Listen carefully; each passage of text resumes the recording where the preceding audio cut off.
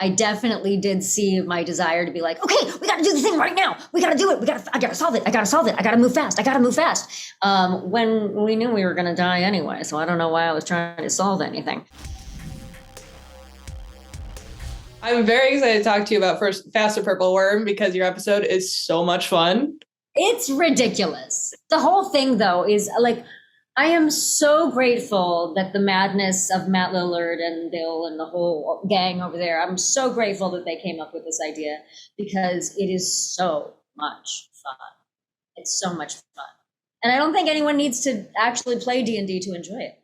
No, that's what's one of my favorite things about it. But what were your first thoughts when you heard this concept of level 1 characters fighting the big boss monsters? I loved it so much because I feel a certain amount of pressure when I play, self-imposed, obviously, because no one else has put pressure on me.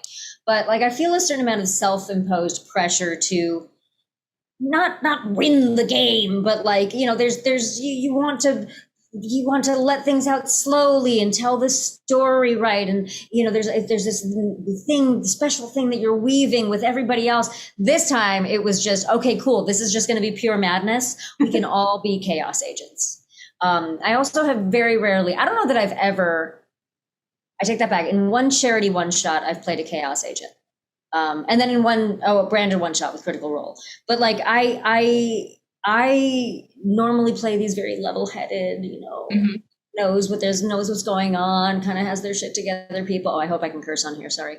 Can I curse on here? I don't. Because I'm going to fucking curse a lot. I normally play people who have their shit together. And this one freed us from any requirements in that department. It's so fantastic. I love that everyone immediately was like, oh, Chaos Goblin time. Let's go. Yes. It's my favorite kind of character. Yeah. And also just the different games they put into the game are so brilliant. The different ways that they challenged us in unexpected ways. So much fun. Can you talk to me a little bit about your character creation process and working with Deborah Ann Woll to create this relationship between your characters that had been established before the game? I don't remember how long in advance we had done this. I know it was very close to shooting, like maybe day of.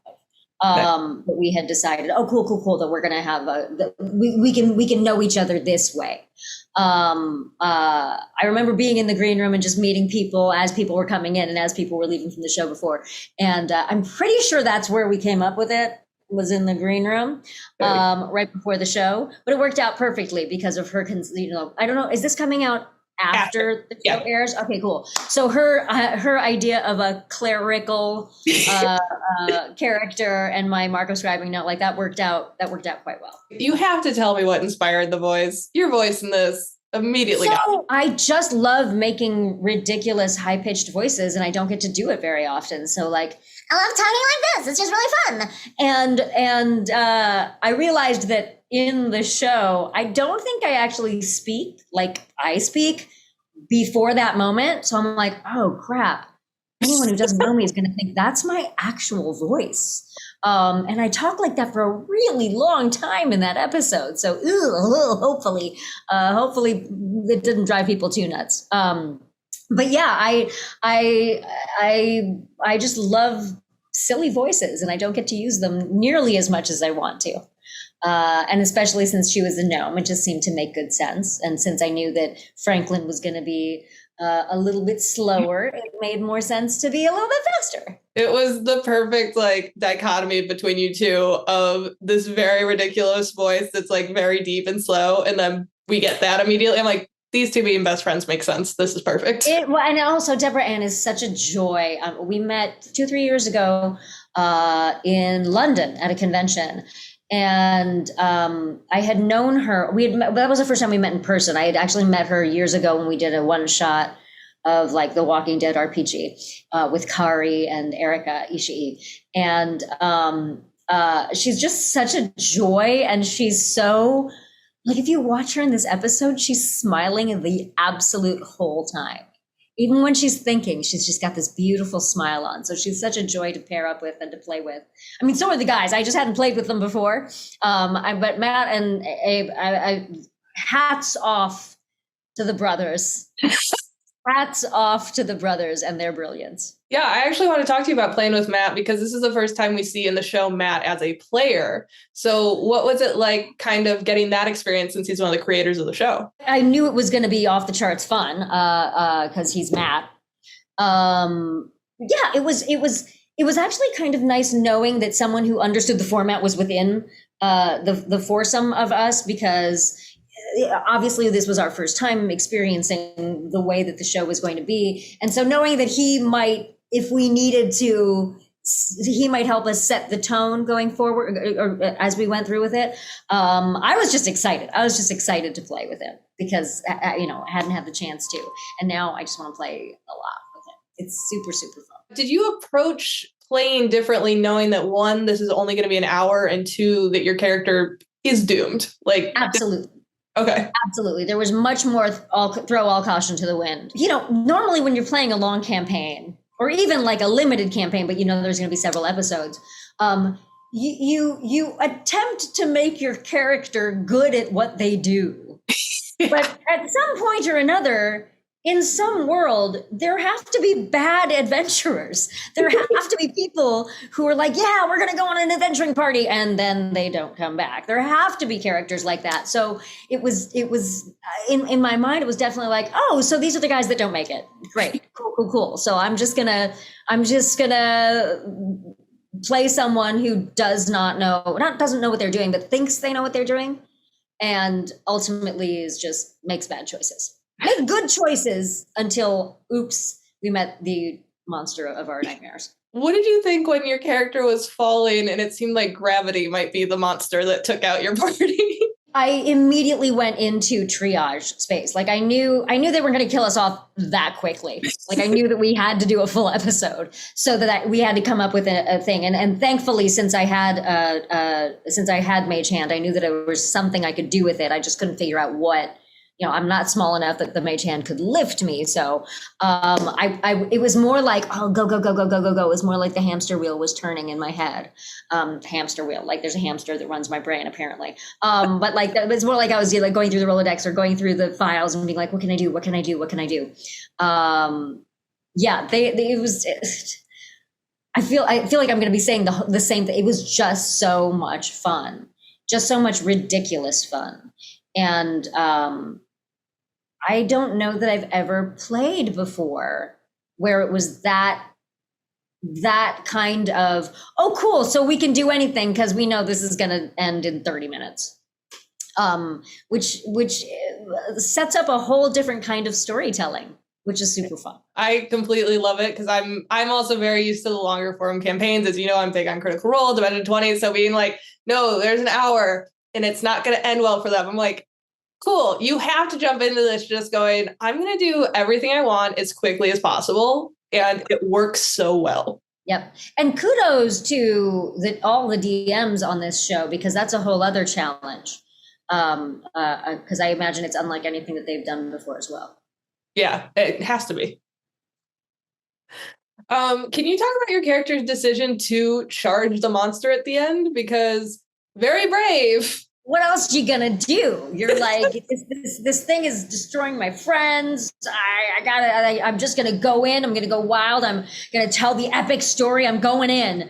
I feel like she's the decision was more knowing the structure of the show and knowing what we were here to do, and we were here to entertain. It's again, not a smart decision, not a normal adventurer decision, a very inept, naive, has too much bravado decision. It wasn't not the smartest decision, but definitely the most fun. Went out in a blaze of glory, so it worked.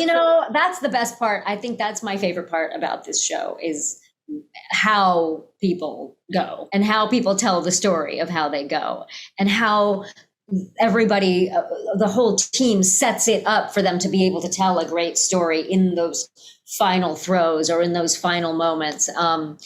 They've done such a fun thing here. I hope I get to do it many, many more times. One of the things Matt and I have talked about is kind of how surprising it is the amount of heart there is in this show, because you go expecting silliness, and then you kind of get whammed by this emotional moment, especially with the ending. Can you talk about that moment and kind of what was going through your head when you got to give your character this closure? I think role-playing games in general, particularly the more involved ones like D&D, role-playing games in general lend themselves to that. Because there is an epic journey happening and you want your characters to have the full breadth of emotions. And you think about, well, what are the kind of people that go into doing this? They're not people who don't, they're not characters who don't have that in them. You want them to have a chance to express that. And especially when they have previous relationships together. You know, Franklin and Finley are very, they're just like, they're tight. That's going to be a sad moment if one of them has to go, even though they don't really think that they're going to have to go. So I just love that. I love that about the TTRPG systems in general, is that like life, comedy sits right on the heels of tragedy, sits right on the heels of comedy, sits right on the heels of tragedy. And then can you talk to me about playing in front of the live audience? Because I feel like that amps it up even more. That was so fun. As you can tell, it's a brain busting thing. I being a theater kid and being a theater person, my first I think like 10 years of my professional career was all theater, and so having an audience there was like coming home.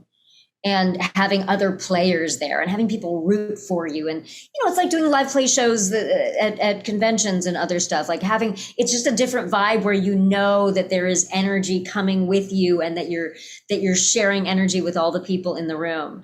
And I also loved knowing that a lot of people in the audience did not know the game, did not play D&D, just were there to support, and hopefully that they were going to have a good time too. Yeah, that was really, really fun. And then what did you take from the experience of being on Faster Purple Worm that you want to bring into other projects, like with DesiQuest? That is such a great question, because I was actually talking with Luis Carasso about this yesterday.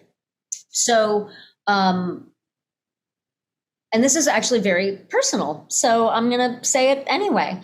I think people are always trying to see where they can do better in particular craft things, right? And in their craft. And I would like to be more, I want to be able to support people with my silence a little more, because I tend to like jump in. I want to jump in and play and like, ooh, I got an idea. Let's go. And we're doing the thing. And I know in longer term settings and in longer term campaigns, it's easier to do that because you don't have to like keep things moving. But Right. I just want to remind myself that unlike life, Anjali, you don't have to solve these problems immediately.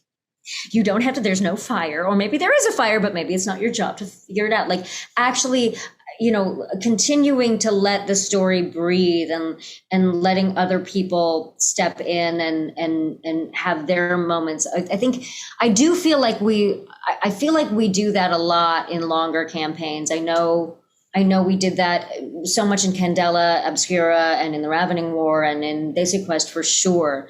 There are a lot of moments, special moments, where it is a conscious choice not to get involved. It is a conscious choice to say, yeah, my character could get involved, but that's not what the story needs, and that's not what that character's story needs. That person needs this moment to be able to tell this story. And that's always in the front of my mind when I'm playing.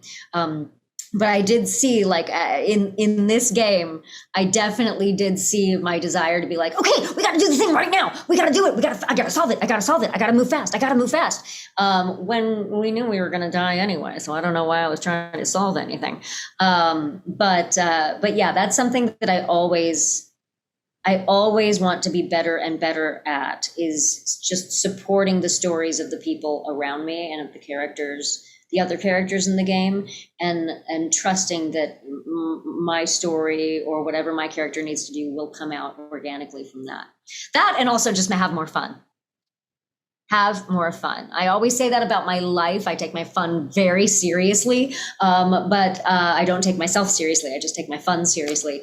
And I think that there is room to take a little pressure off quote unquote getting it right, and just enjoy the ride a little bit. I adore both those answers. And I feel like this game for a lot of people was almost a reset because it's not what you usually get to do in D&D. Absolutely. Absolutely. And also, like, even the difference between knowing that you are filming for an audience that is going to watch it online versus filming with an audience right in front of you. There's definitely a different energy that you bring to it. And it's just a breath of fresh air. That just adjusts your antenna a little bit and puts you a little bit more in the moment, which I love. It's one of the reasons why I love doing theater as much as I can when I'm not doing all of the other things that I'm doing, because there's no substitute for a live audience. There's no substitute. There's no singing in a studio versus singing for a live audience, doing a play versus doing television. There's just no substitute for that energy. And I'm just so grateful we got to experience it in such a fun way. It's so much fun to watch too, because the audience getting involved is such a unexpected and hilarious element. And them coming up with the names and just like all sorts of stuff. It's really, it's just a joy, just a joy. One of my favorite things about Purple Worm is that we get a new cast every episode, and just how like different the casts are, because we have people like you and Abria who are like very big in the TTRPG space. And then we have people that are like Seth Green, who is like more known for his acting. So is there anyone either that you did play with in Purple Worm or that you didn't get a chance to that you want to play with in the future? Gosh, there's so many people. I mean, if they're gonna keep going, I want more and more. Yeah. I mean, how many guys? Get me Patrick Stewart. Get me Sir Ian McKellen. Get me Helen Mirren. Get me all the Brits. I mean, I'm just going to name all the people that I want to work with, period. Get me Gary Oldman. Apparently I'm picking only Brits. I don't know why. Let's throw in Hugh Jackman. Hugh Jackman would be so much fun. He's such a fun guy. He's such a sweetheart. Yeah, there'd be, I just love watching people play D&D for the first time. Yeah.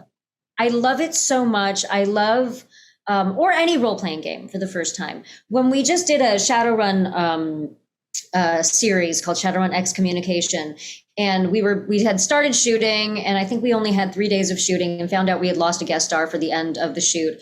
And I hit up my friend Emily Swallow, who plays the armorer on The Mandalorian, and she had messaged me a few weeks earlier, being like, "Oh, this stuff that you do is so cool. How do I get to do this stuff?" And I'm like, "I'll let you know next time we're running a home game." So instead, I was like, "Hey, you want to jump into this actual show where you don't know anything about the gameplay system, but we got you, and it's an open book test?" And she was so game. She was so like, absolutely, let's go. And watching her step into figuring out what a role-playing game is, and also being a brilliant actor like she is, it's so much fun. And I honestly think that people who haven't played before sometimes come up with the most incredible stuff. Amy Carrero, when she first started on Exandria Unlimited, spoiler alert, being like, "I am going to wrestle an alligator. I'm going to flip an alligator," like things like that you wouldn't, like, I would never have thought of. So that I would just have a fun time with anyone who is new to it. I'm so excited for more. Your episode is so great. I'm like, I need more Anjali for everything. Aww. And I'm so glad Purple Worm. I'm so glad I am too. And I need more. Please hire me. Everyone hire me. I love working. I am so grateful that we live in a world now where games and television and film and theater and voiceover and all of it is so mixed, because it used to be that I would have to isolate those experiences. But now, now that we can cross the streams, sorry, Venkman, now that we can cross the streams and actually do things together, I hope I get to do as many things. I mean, I'll sleep when I'm dead. I'm totally fine with that, because I'm having a lot of fun doing all of the things that we have a chance to do, especially when you have friends as creative as Matt and Bill and all of them over there. Like it's very, very, very lucky. And I'm really excited for people to see Desi Quest too. So between these, like all these new shows that are happening are just, it's very exciting. I'm so excited to watch Desi Quest. I haven't had a chance yet, and I am watching it over Thanksgiving. That is Oh boy. I'm Oh very boy. Oh yeah. Oh yeah. You're gonna have to let me know how you like it. I'm very fond of it. You know, again, a new experience, a brand new experience in something that has been around for decades is it's such a special thing to have that. And I just love so much the artistic drive to innovate, to create something brand new, even within a certain amount of structure.